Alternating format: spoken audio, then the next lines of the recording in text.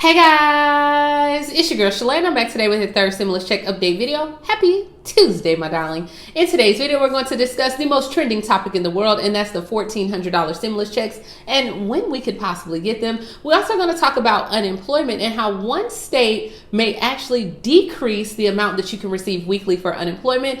Then we're going to talk about student loan forgiveness as well as state stimulus grants and how you can receive assistance if you are in Texas. So if you want to know what is going on in the lovely world of stimulus, my darling, you already know what to do. Stay tuned. Your girl's got you covered. Now, if this is your first time tuning into my channel, hi, hello, hey, friend. My name is Shalae, and here on this channel, we talk about shopping, saving, and everything in between. I would love to have you a part of my internet family. Super easy. Click the big old red subscribe button down below, and you're in just like that. And while you're at it, go ahead and give me a like, my darling, because you love me bringing this content to you each and every single day, and I enjoy doing it. Now, guys, if this is your first time tuning into my channel, I do have an ebook where I teach you how to make money fast and grow your channel on YouTube. So if you want to do what I do, go ahead and click that link or the pinned comment down below and pick up a copy for only $14.97. And you can get paid doing exactly what I do. All right, so guys, let's go ahead and talk about it. As of right now, the third round of stimulus checks has taken another step towards the Americans' homes, okay, and one step closer to our bank accounts. Cha-ching, cha-ching. Alrighty, so the House Budget Committee approved President Joe Biden's $1.9 trillion COVID-19 relief bill, which is also known as the American Rescue Plan. So as of right now, House Speaker Nancy Pelosi vowed to hold a final vote by Friday or Saturday, and Senate Majority Leader Chuck Schumer has promised to pass the bill by March 14th. And we know that day is significant because that is the last day for the unemployment $300 boost. Now, as of right now, everyone is still asking the question, when will I get my stimulus check? How is this going to work for those that now are eligible for the stimulus checks, like, dependents, those that are 17 through 24, people that were carried or claimed. So as of right now, late March, most likely, is for the stimulus checks. The Congress wants to have the information on Joe Biden's desk by March 14th. So that's what we have. And as of right now, they said more to follow regarding how it will work. But the good thing is child support will not be taken out of this check. So I know that affects a lot of people. All right, moving along.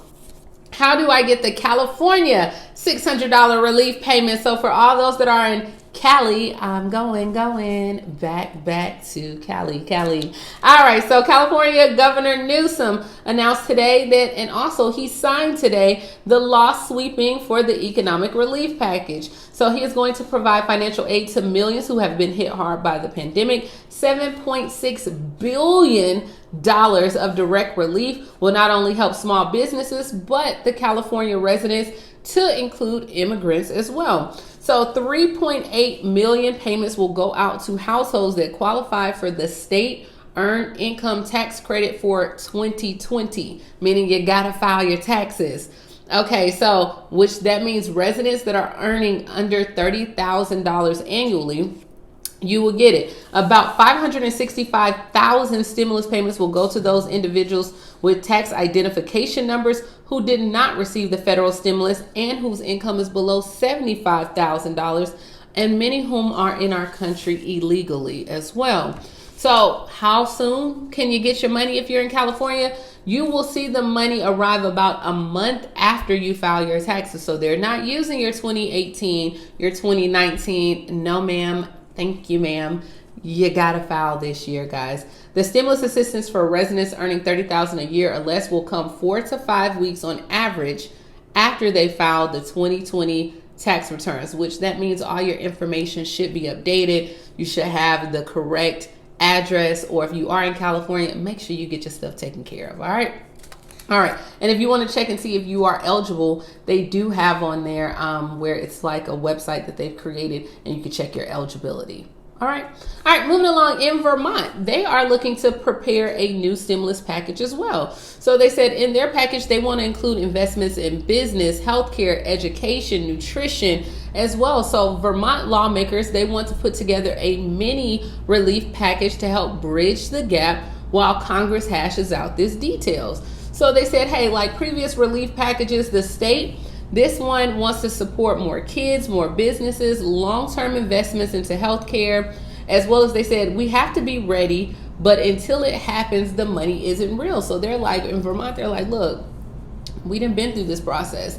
We have went back and forth from the first time we received a check to the next one was about 9-10 months. So they're like, hey, lawmakers cannot wait. They can't wait until the summer to see if something is going to happen. They want to use some of the leftover money that they have in Vermont and use that to help families and use millions of dollars to invest in the business, the workforce, the educational support for kids and other programs. They said, we know there's a tremendous need for families. We know that they try to give them support surrounding education, but we'll be facing a situation where it's going to be all hands on deck to help them get back on track. Way to go, Vermont. All righty here. Now, if you want to see a Royal Rumble, it's time to fight. All right, there's a battle right now going on in Iowa over the Iowa unemployment benefits, and it didn't got heated. Okay, like it went to Twitter. And you know, when you take it to Twitter, when you take it to these internet streets, it's real. All right, so the Republican-sponsored legislation would decrease in Iowa the weekly benefits and require Iowans to wait 1 week before they can receive benefits. It would no longer allow claims for 39 weeks due to a business closing. So what they're saying in Iowa is, hey, they want you to wait a week in the hold. They want to decrease the weekly amount. And if a business does close, you don't get the full 39 weeks. The measure also will require those who are receiving unemployment to accept lower paying jobs. The bill was debated more than 5 hours on there, with Democrats arguing against it. Republicans said the changes are needed to ensure long term with the unemployment trust fund. I don't know what's going on in Iowa. It don't sound good. All right, so moving along right now, the Republicans plan to raise the minimum wage to $10, but only if businesses are required to ensure workers are legal to be employed there. So as of right now, Republican Senator Republican Senator Mitt Romney and Tom Cotton are proposing to raise the federal minimum wage to $10 an hour, only if businesses that are required to use a e-verify system designed to prevent employers from hiring undocumented workers. Although the measure was unveiled this morning that Congress is still pushing for the $15 minimum wage, the bill from Romney from Utah and from Cotton said this is the most serious Republican proposal yet, and the issue has emerged a key priority for the leaders. Both senators said that the proposals provide a dual benefit for Americans because you would be raising the pay on there more than a decade. So we know that I think the last time minimum wage had been raised was probably, I think, like 2007. And it's $7.25 an hour. So they're like, hey, either way, it's going to be a win. If you get $15 an hour, it's a double win, right? But if it goes to $10 an hour, it's still a win from where it's been. It has been raised since 2007. And they're like, hey, we're looking at $10, but $15, I don't know about that. That's not my issue. Right? I didn't say that. That's what they're saying. Now, if you are in Louisiana offers student loan forgiveness to public defenders and prosecutors. So there's a high demand for the public defenders and prosecutors. The state has put forward a financial incentive for those who stay and work full-time at least for 3 years. They will have their complete student loans taken care of and erased. They said certainly Louisiana, like other states, have had its challenges with public defenders, and there's no doubt about that. They see a high turnover in the office. Attorneys work there for several years, and then they want to start a family. They want to buy a house, and to be able to do that, they can't do that on a public defender salary. So they have to, they're required to pay back student loans, and sometimes they have to leave the state or maybe take a job that they don't necessarily love as much to allow them to repay those student loans and have a life. So one of the requirements for the program is that you must have at least $20,000 due on eligible student loans. That includes both federal family education loans as well as federal direct loans.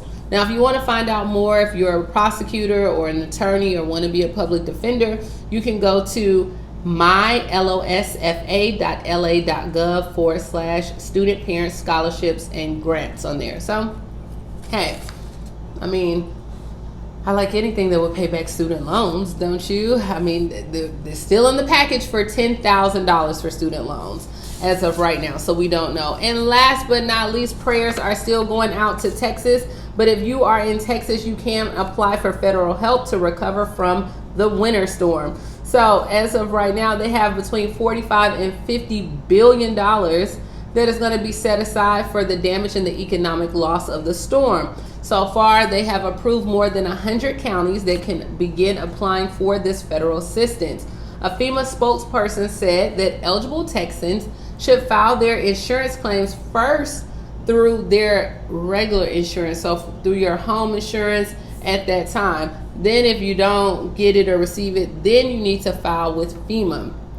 So they said once you file with your home insurance, you have to do that because you can't receive your personal insurance and FEMA insurance at the same dang time. You can't do it, all right?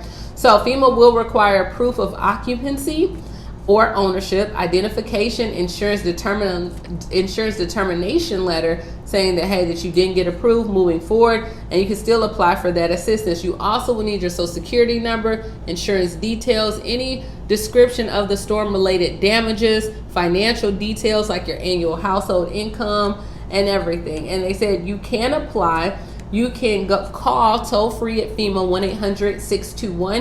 1-800-621-3362, or you can visit the FEMA Disaster Recovery Center in person, or you can go to the FEMA website as well. And then they have, if you are receiving EBT or food stamps and you need replacement or disaster food stamps in Texas, you can dial 211 option 2 on there, and they will be able to get you the replacement food stamps as well. So that's all I have for you guys today. As always, thank you so much for tuning in. Please like, comment, subscribe, pick up my ebook, pick up my planner, grab you some Amazon. I have a few lip glosses left. I completely sold out of the lipstick, so thank you so much. Follow me on Instagram. Hey, if you want to stay going on with your girl, follow me on Instagram, and I will talk to you guys tomorrow. Bye, guys.